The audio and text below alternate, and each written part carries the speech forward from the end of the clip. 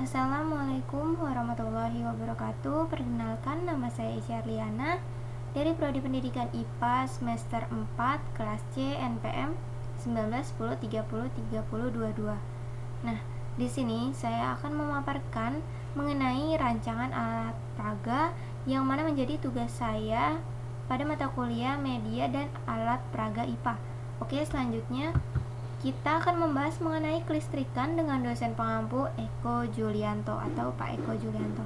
Selanjutnya, di sini ada pembahasan mengenai kompetensi inti pengetahuan, kompetensi inti keterampilan.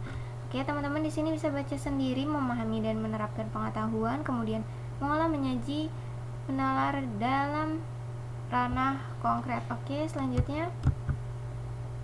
Nah, di sini ada kompetensi dasar 3.5 dan 4.5. Kita baca yang 3.5 yaitu menerapkan konsep rangkaian listrik, energi dan daya listrik, sumber energi listrik dalam kehidupan sehari-hari termasuk sumber energi listrik alternatif serta berbagai upaya menghemat energi listrik.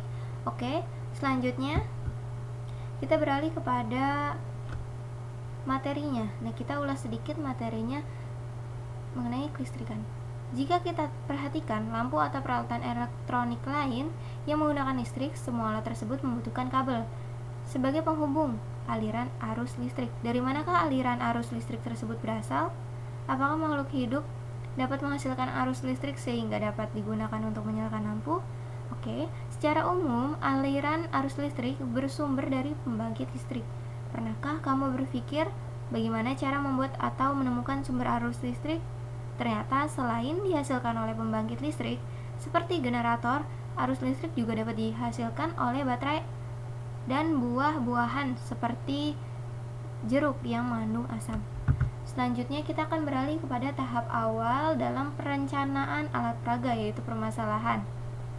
Ada permasalahan, analisis kebutuhan, dan solusi sementara. Pada permasalahan terdapat 7 permasalahan. Nah, kita bisa baca beberapa, kemudian teman-teman bisa lanjut baca sendiri. Peserta didik tidak sepenuhnya menangkap informasi yang disampaikan, maka dari itu perlu sesuatu yang dikemas lebih menarik. Peserta didik belum menerapkan kompetensi dalam kehidupan sehari-hari. Peserta didik mengalami kepanikan saat kegelapan seperti pemadaman listrik tiba. Peserta didik masih belum memahami untuk apa dan bagaimana menghemat listrik. Selanjutnya teman-teman bisa simak sendiri di PowerPoint ini. Oke, kita pada analisis kebutuhan. Pada pembelajaran umum, masih banyaknya konsep-konsep abstrak atau konsep yang cenderung tidak membawa banyak pengaruh pada pemahaman peserta didik. Sedangkan siswa SMP memiliki karakteristik yang tingkat berpikirnya konkret, mengharuskan pemahamannya diterima dengan baik dan berguna untuk kedepannya. Membutuhkan alat praga untuk memvisualisasikan konsep-konsep tersebut menjadi nyata dan mudah dimengerti. Alat praga yang saya rancang dalam pembelajaran dikemas dengan baik yang memperhatikan segala aspek kebutuhan dan keberlanjutan peserta didik. Dapat diketahui bahwa siswa SMP masihlah berada di masa peralihan yang mana seharusnya diberikan ruang untuk bertanya, bercerita, dan berpendapat. Nah, berdasarkan permasalahan tersebut diperlukan alat praga atau fasilitas pendukung untuk mengatasi kendala yang belum maksimal. Selanjutnya, mengapa penting mempelajari kelistrikan?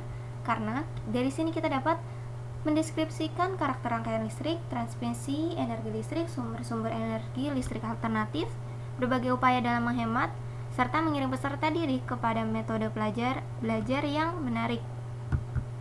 Selanjutnya kita beralih kepada solusi sementara. Yang pertama ada melakukan riset sederhana mengenai materi yang berkaitan, merancang sekiranya alat praga mana yang cocok dan inovatif, mengkonkretkan strategi dan tujuan, merealisasikan rancangan alat praga.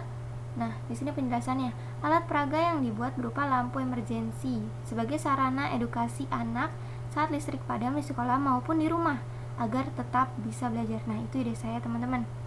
Nah, yang terakhir dilengkapi untuk mewakili. Nah, alat praga ini ada untuk diwakili, ada untuk mewakili semua materi gitu, yang disertakan dengan metode pembelajaran yang baik dan sesuai. Oke, sekian.